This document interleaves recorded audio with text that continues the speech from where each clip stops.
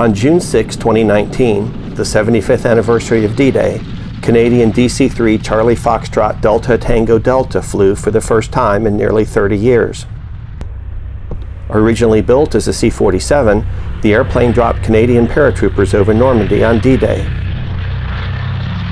Mikey McBrien, yes, from Buffalo Airways and the Ice Pilot series, initiated the resurrection, and he told the story in 156 YouTube videos. He called the saga Plane Savers.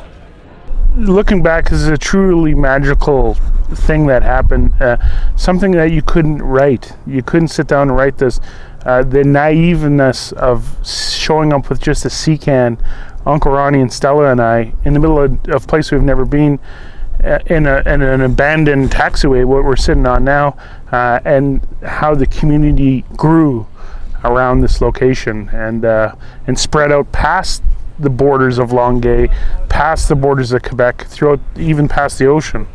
It was organic. This wasn't something that we've planned, and so every little thing was a bonus. He said the airplane would not have flown but for the help of the school and its students.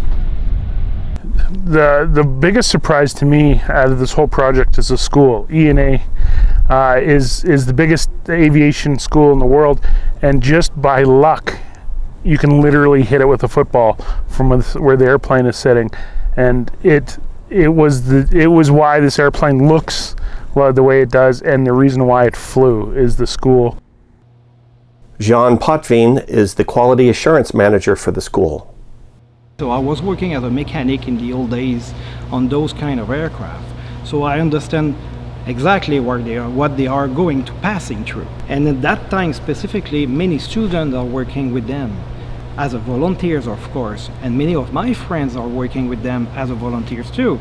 To see the student like that working with that kind of fusion that they got between each other, volunteers, old one and younger one, that fusion was very nice to see, and I think that was the energy that makes the airplane flying today.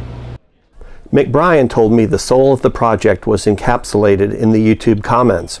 Some were recurring, like, "Why is the rudder green?" And the rudder's green because it's the spare Buffalo Airways rudder. We couldn't paint it white because it has to maybe go back onto a Buffalo airplane. Why do they call it the Hamburger Door? In the age of the internet, memes are taken over. Everything becomes a meme at some point. And the Hamburger Door is our meme. The Hamburger Door is called a Hamburger Door because if it's an emergency exit, if you ever used it while the engine was running, you'd be hamburger. Why aren't the roundels centered on the invasion stripes? The roundels are in the right place. The invasion stripes were only temporary, so they didn't worry about symmetry back then.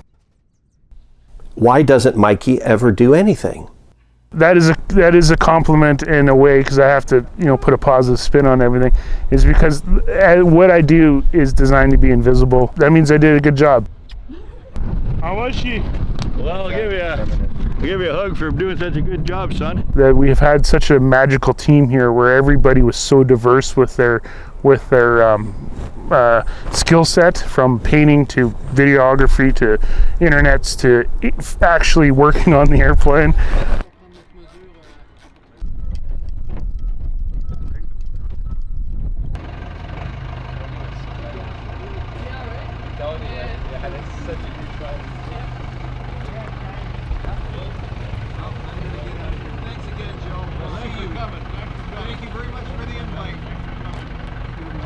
Mike Collins, AOPA Live.